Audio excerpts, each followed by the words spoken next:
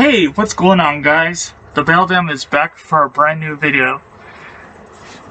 And this is going to be my return to the Stine Revisited series. But I'm still taking a hiatus from the Goosebumps books and focusing on his other works in horror. Namely, his Fear Street, his teen Fear Street series.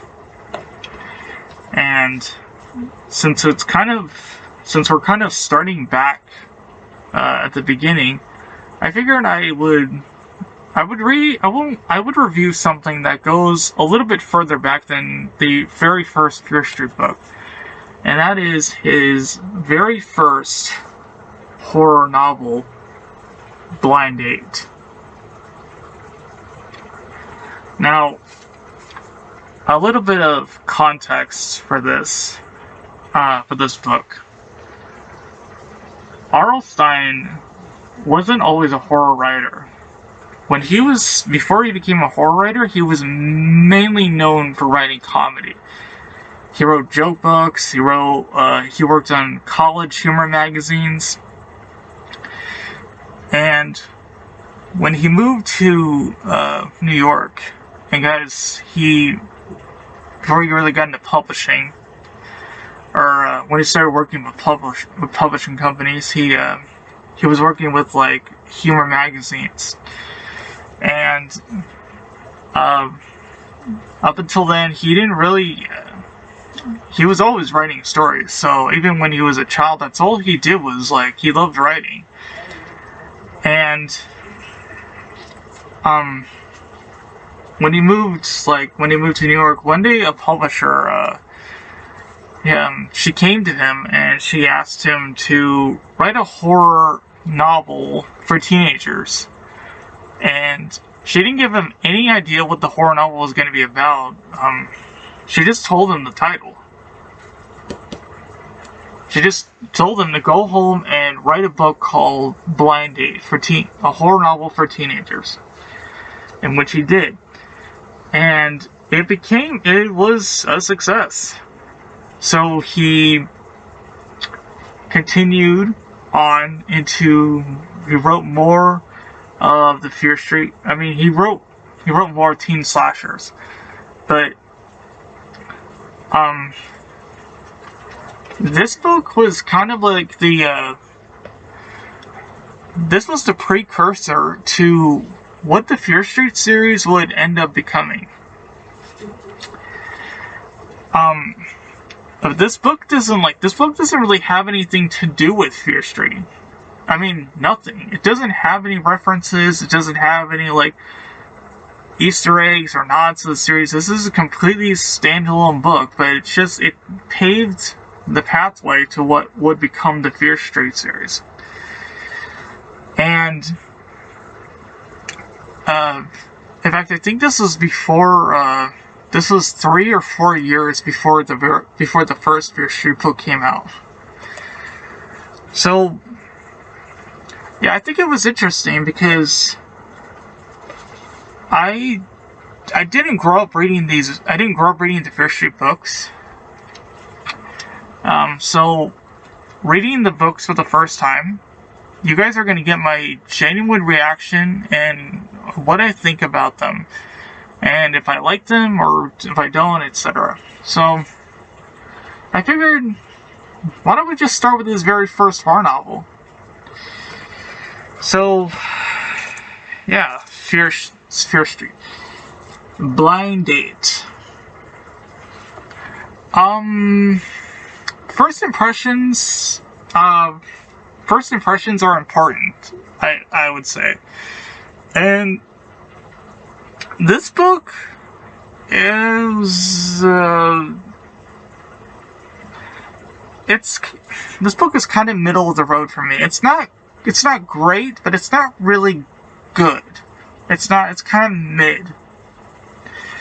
But what this book is about, it's about this character, this high schooler named Carrie, Kerry. The book opens with accident in a football game where he accidentally falls on one of the quarterback's leg and breaks it. And of course, everyone thinks that he did it on purpose to obtain that position. And Carrie doesn't even like football. He did it. He's on the team because his older brother Donald, who Carrie mentions, like, when I was reading it, I would assume that Donald was dead. But no, it's revealed that Donald, because of an accident that he and Carrie and his girlfriend were involved with, Donald lost his mind and wound up in a mental institution, which I thought was a real head twist. That was like, whoa. Because apparently his dad said, Carrie's father said that he went crazy after the accident. It was like, well, define crazy. Like, I don't think he went out and just started randomly killing people. So maybe it was like, I would assume that it was the overcoming of grief and that kind of crazy, where it's just like he lost his girlfriend and there was a car wreck. But sorry, it has to keep slipping. But yeah, Carrie doesn't even want to be on the football team, but it's kind of like, because his older brother was on the team, that because he has to be on the team, you know? And throughout this book, Carrie keeps getting phone calls, two different kind of phone calls. There's one where he gets a call from this random girl who he has never met before, and she tells him that she's his blind date. And this mask keeps slipping. It's too freaking hot.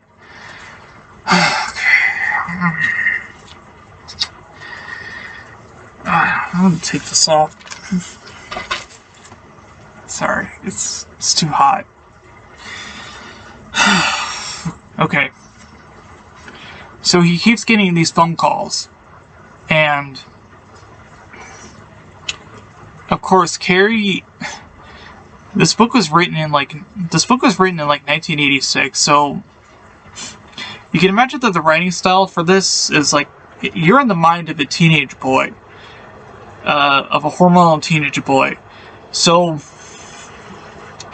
all he's thinking about when he's getting this phone calls is how sexy this girl's voice sounds, how like seductive she is, and I wish I like heard this like voice on an audiobook, because I would like to hear how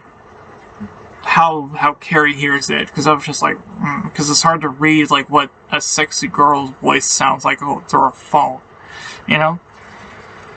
But yeah, the other phone calls that Carrie's getting are more of a harassment kind, where if somebody knows that, what am I saying?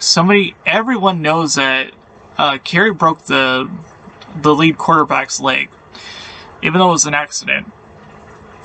But he's getting these phone calls that, like, as he describes, as like a nasally kind of voice, where they're singing that old like science rhyme about like the connectivity of the bones. It's like the bones connected to the leg bone, and like that rhyme. And when we finally Carrie like gets to go on a date with this girl, of course something happens and they don't get to go out. But he does meet her eventually at school, and she's kind of off a little bit. The girl's name is Amanda. Well, it is when we first meet her. But yeah, she's very kind of like she's very just almost clingy to him all the time. And she never like invites Carrie to her house. It's just kind of strange. And then this book is only 200 pages long. So there's a lot that does there's like a lot that does happen, but at the same time it's just kind of stuff doesn't really didn't really interest me. This book wasn't really interesting to me, to be honest with you. I don't know, it's just kind of a chore. I think it was almost kind of like a chore to get through. But where things get really good, or at least for this kind of book, is the ending, where we find out that Carrie or Amanda is being, I say, hunted by or followed by Donald. Yeah, Donald escaped the mental institution according to what his father tells him. And there's like this whole climax where she lures him out to like an isolated cabin, and then she, like I said, she was a little bit off, but we discovered that she's kind of a full-blown psycho. Like it's revealed that she was the one who was giving Carrie these menacing phone calls, the toe bones, because the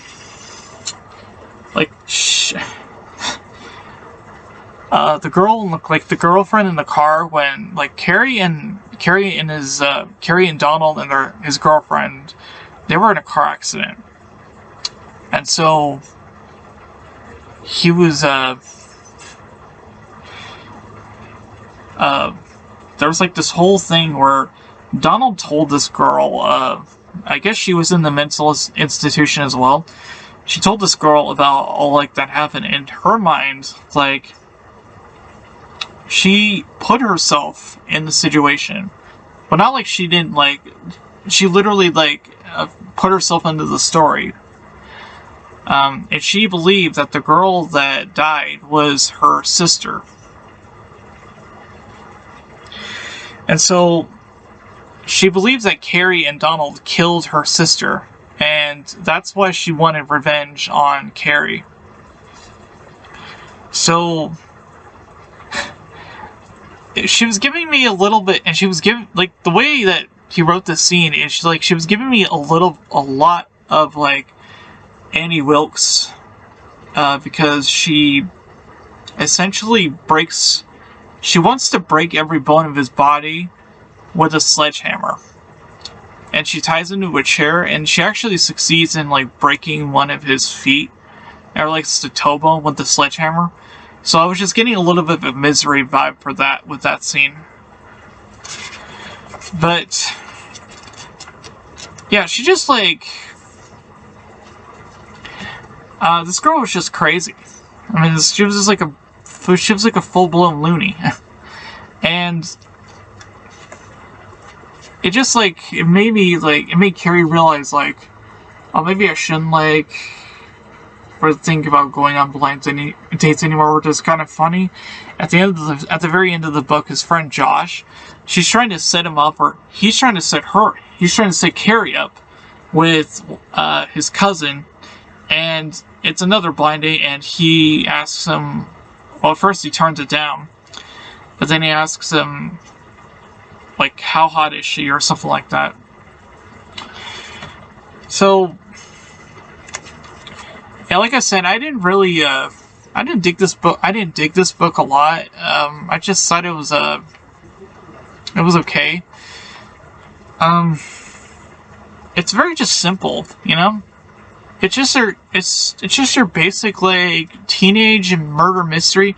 I mean, no one really dies in this book. Nobody really dies in this book. I mean, the Fear Street series, a lot of teens die.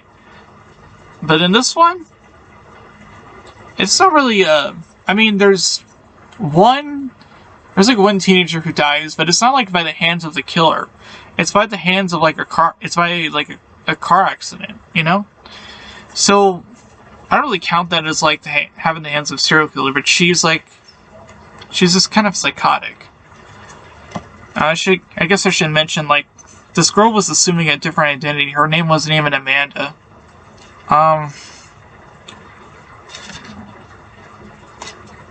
It was I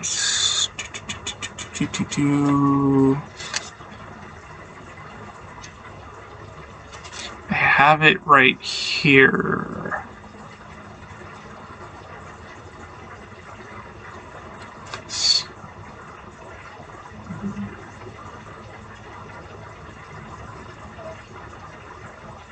Okay, here it is.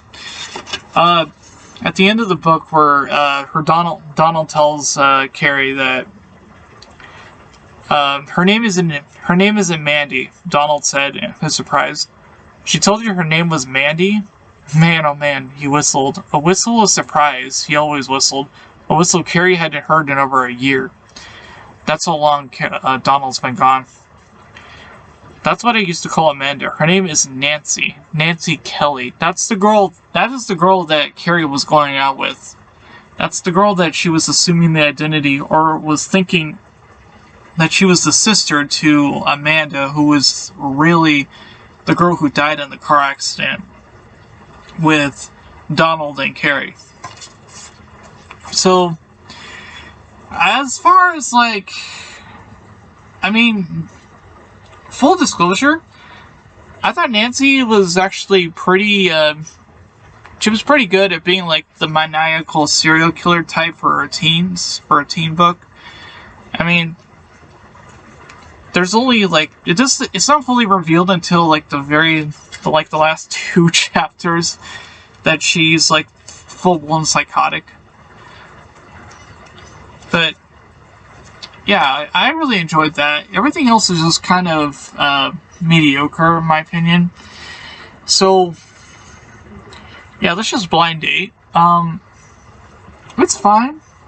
I probably wouldn't read it again, but I'm glad to say that I did read that R.L. Stine's very first horror novel, and I'm looking forward to like getting to the Fear Street series. So yeah, that's my little review.